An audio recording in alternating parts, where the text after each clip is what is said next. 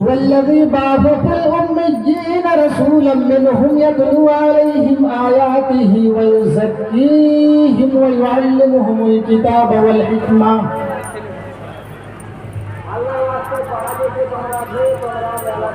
ओम मंगलम भगवान विष्णु मंगलम गरुड़ध्वज मंगलम पुंडरीकाक्ष मंगलाय तनोहरि। ओम बुद्धदेवता नमः स्वाहा। ओम बुद्धदेवता नमः स्वाहा। ओम सूर्यदेवता नमः स्वाहा। ओम पूर्णमदः पूर्णत पूर्णमुदच्यते पूर्णमादाय पूर्णमेवावशिष्यते। ओम शांति शांति शांति। यहाँ न पक्षपात कुछ न राखो, वेद पुराण सतमत भागो, संवत विक्रम बहु अनंगा, महापोखरा चतुर पतंगा, राजनीति भौवत रीति दिखावे, आपन मत सबका समझावे, सुरन चतुसुदर सच्चारी तिनको वर्ष भैया तुम्हारी, तब तक सुंदर मद्दी कोया बिना महामद पार न होया, तब से मानव जंतु विकारी समृतनाथ देह व्रतधारी, हर सुंदर निर्माण न होई, तुलसी वचन सब सच होई। आश्रमासु मारुहा देवदत्त जगत्पति आसना साधु ब्रह्म सतेश्वर गुणंगितः इत्थकलो गत्राय जनेषु गंगर्म धर्म प्रणाय सत्यवेल भगवान प्रेष्यति अर्थतेषां भविष्यन्ति मनासि विश्वानि देवासु देवविरागति पुण्यगन्धानि स्पर्शामा। रब्बि इश्रह ली सदरी वयस्सिर ली अमरी वहलुल उक़दतम मिन लिसानी यफ़क़हू क़ौली रब्बि ज़िदनी इल्मा। स्टेज पर मौजूद फ़ज़ीलत शेख जनाब मौलाना तौहीद आलम सलफ़ी हफ़िज़हुल्लाह गीदरमारी के पूर्व जवार से तशरीफ लाए हुए निहायत मुअक्कर सामईन हजरात, पर्दे के पीछे बैठी हुई इस्लामी ख़वातीन, प्यारी माँ और बहनों, आज पहली बार आपके दरमियान आने का इत्तेफाक हुआ। जैसा कि नाज़िम जलसा से आपने सुना है कि मैं सुपौल से ताल्लुक़ रखता हूँ। कटिहार, पूर्णिया, किशनगंज, बंगाल, झारखंड के कई इलाकों में मैं गया हूँ और जाता रहता हूँ। भले मैं आपके सामने यहाँ पहली बार आया हूँ, मैं ये कोशिश करूँगा कि आपको कुरान और हदीस से, वेदों से, बाइबल से, गुरु ग्रंथ से मैं मुहम्मदुर रसूलुल्लाह सल्लल्लाहु अलैहि वसल्लम को साबित करूंगा कि अल्लाह के रसूल आखिरी नबी बनकर के आए हैं। दूसरी बात यह है कि इन तमाम किताबों के अंदर से मैं ये साबित करूंगा कि अल्लाह एक है, अल्लाह के अलावा कोई पूजा योग्य नहीं है। तीसरी चीज यह है कि नमाज हर ग्रंथों के अंदर हमें मिलता है, चाहे वो वेद हो, बाइबल हो, तौरात हो, ज़बूर हो, गुरु ग्रंथ हो। मेरी ये कोशिश रहेगी कि जो भी हमें मुख्तसर सा वक्त मिला है, मैं इस वक्त में आपको इन तमाम जो धार्मिक किताबें हैं इनके कोट करूं और आपको सुनाऊं। अल्लाह तबारक व तआला से दुआ करते हैं कि अल्लाह आलमीन कहने सुनने से ज़्यादा अमल की तौफीक अता फरमाए। मेरे भाइयों, आप इस देश का सूरत हाल देख ही रहे हैं। जो बोल रहा है वो अंदर जा रहा है। हक बातें हमेशा कड़वी सबको लगा है। आप हक बात बोले तो रोड़े आएंगे, जेल के सलाखों में भी डाला जाएगा। जैसे कुछ दिन पहले आपने मौलाना जरजीज को भी सुना होगा, तरह तरह के कद्दन आयत करके उन बेचारों को जेल के सलाखों में डाल दिया जाता है। इससे कुछ दिन पहले कबल मेरे फ्रेंड ने मुझे भेजा, टाइम्स नो भारत एक बहुत बड़ा चैनल है, इसमें मेरी तकरीर की कटिंग चलाई जा रही है कि बागेश्वर धाम को किया चैलेंज मोदी और योगी को इन्होंने लथेड़ा। इस तरीके की कटिंग चलाई जा रही है अभी से, और मैं समझता हूं कि हो सकता है मुझे भी जेल के सलाखों में डाल दिया जाए, लेकिन हमें कोई परवाह नहीं है।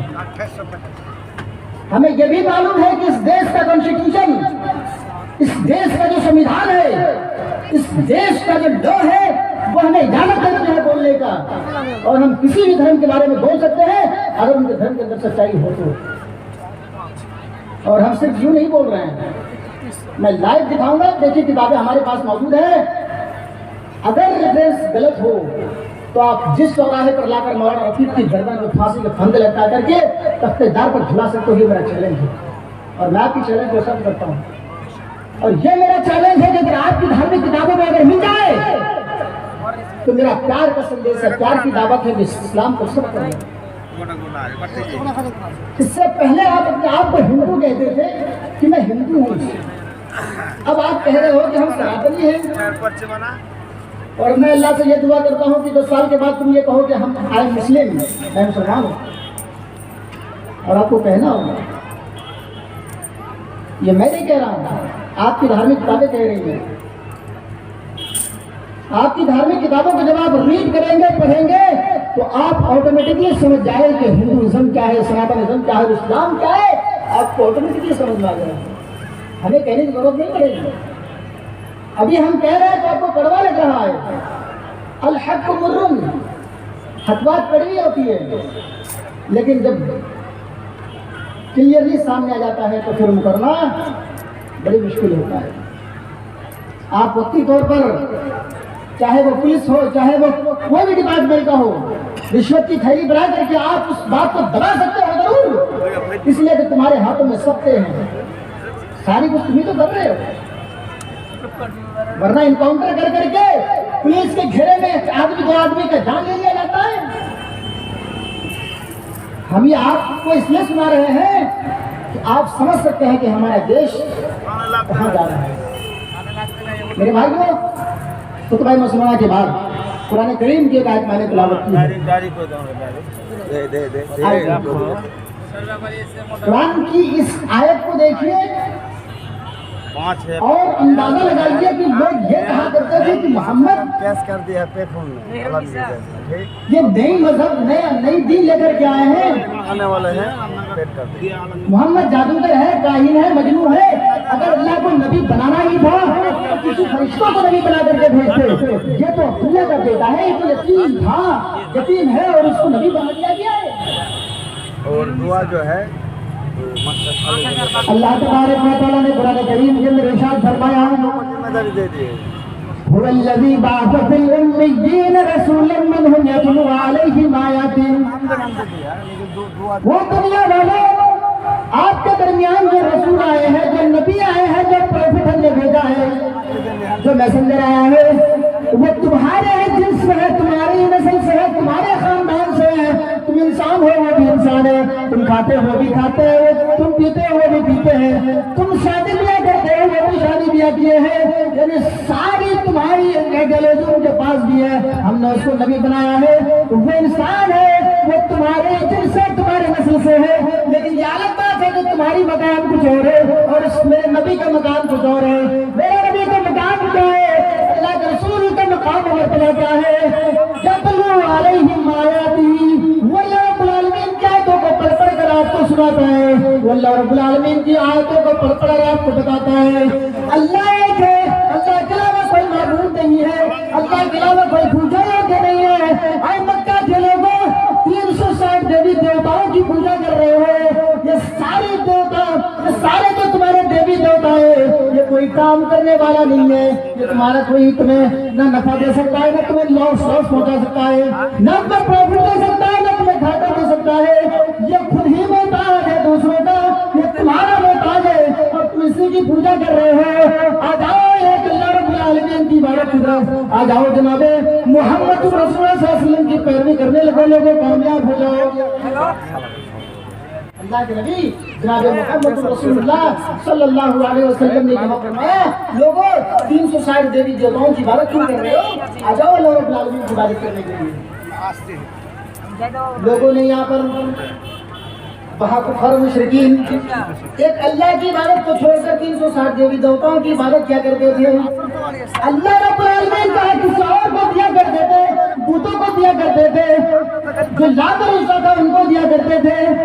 जहाँ मुसलमान है नामुल हाथ मुसलमान अपने आप को मुस्लिम से जोड़ता तो जरूर है और अपने आप को मुसलमान कहता है, अहले सुन्नत वल जमात कहता है। मेरे भाई को अल्लाह के रसूल जनाब मोहम्मद रसूलुल्लाह सल्लल्लाहु अलैहि वसल्लम ने फरमाया, लोगों अशहदु अल्ला इलाहा इल्लल्लाह व अशहदु अन्ना मुहम्मद रसूलुहु व रसूलुहु कह लो कामयाब हो जाओगे। अल्लाह की गवाही देने के बाद लोगों नमाज पढ़ो, नमाज पढ़ो, नमाज हर हाल में तुम्हें पढ़नी पड़ेगी। नमाज किसी से दूर नहीं है और ना ही नमाज तुमसे दूर है। अल्लाह की इबादत यानी अल्लाह की गवाही देने के बाद जो मुसलमानों पर दूसरी चीज आयद होती है वो अल्लाह रब्बुल आलमीन की इबादत करनी पड़ेगी हर हाल में, चाहे आप बीमार हो, चाहे आप तंदुरुस्त हो, चाहे आप खटिया पर लेटे क्यों ना हो, हर हाल में अल्लाह रब्बुल आलमीन की इबादत करनी पड़ेगी। मेरे भाइयों, यहाँ अल्लाह रब्बुल आलमीन की इबादत करने के लिए कुरान अवसर कर रहा है, अल्लाह के प्यारे हबीब हमें संदेश दे रहे हैं, लेकिन अल्लाह के हक को मार करके हम अपनी ज़मीनों को, अपनी पेशानी को किसी गैर के सामने झुका रहे हैं, दरगाहों पर झुका रहे हैं, मज़ारों पर झुका रहे हैं, वैसे शख्सियत के सामने झुका रहे हैं जिनका नाम कुत्ता है, जिनका नाम काला शाह है, जिनका नाम घोड़ा बाबा है, जिनका नाम फला फला है। आज हमारी ये पेशानी उनके सामने झुक रही है, उनके दरों पर झुक रही है। मेरे भाई को मस्जिदें खाली पड़ी हुई है, मस्जिदों के अंदर 2% नमाज़ी है। आप मज़ारों पर चले जाइए, दरगाहों पर चले जाइए, उस जगह देखिए कितनी भीड़ आपको नजर आएगी। वहाँ पर मर्द भी होंगे, वहाँ पर औरतें भी होंगी, वहाँ पर खूबसूरत लड़कियां भी होंगी, वहाँ पर लड़के भी होंगे। मेरे भाई को आज तुम्हारी किताब अल-मलफूज उठाओ, अल-मलफूज तुम्हारी ये भीड़ देख करके जो तुम्हारे बड़े आला हजरत साहब है उन्होंने बहुत अच्छी बात लिखी है, मैं किस तरफ से नहीं बोल रहा हूँ, ये तुम्हारी किताबों से कोट कर रहा हूँ। उठाओ अल-मलफूज सफा नंबर 128। पीर साहब से मुझे सवाल कर रहा है कि पीर साहब औरतों का मज़ार कराना कैसा है। सवाल है, बिल्कुल सवाल जवाब का क्वेश्चन आंसर का पूरी किताब है।